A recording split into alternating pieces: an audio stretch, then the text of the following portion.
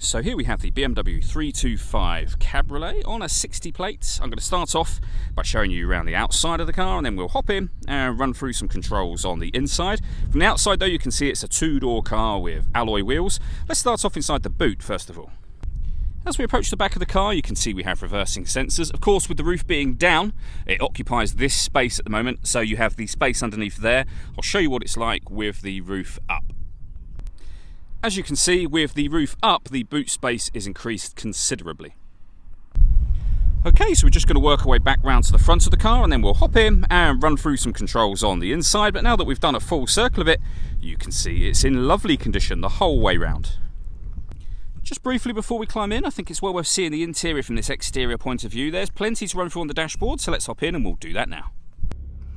Okay, now that we're inside the car, we're going to start with the dials. On the left-hand side, we have the speedometer and fuel gauge. On the right-hand side, the rev counter and coolant temperature gauge.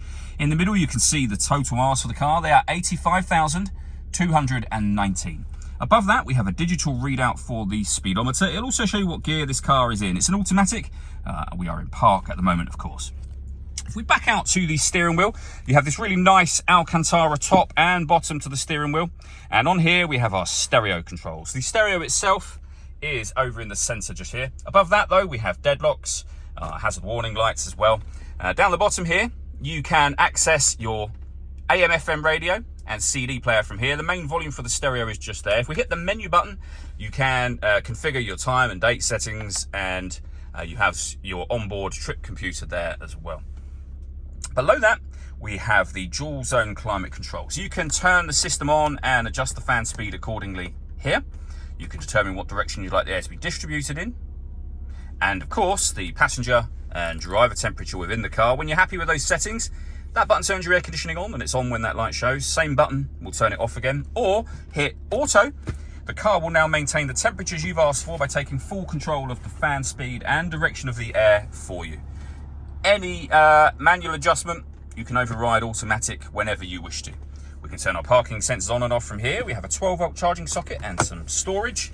The gear lever for the fully automatic gearbox. And then this button will open the roof. So you can put it back up to open the roof and push it this way to close it, which I'll show you now.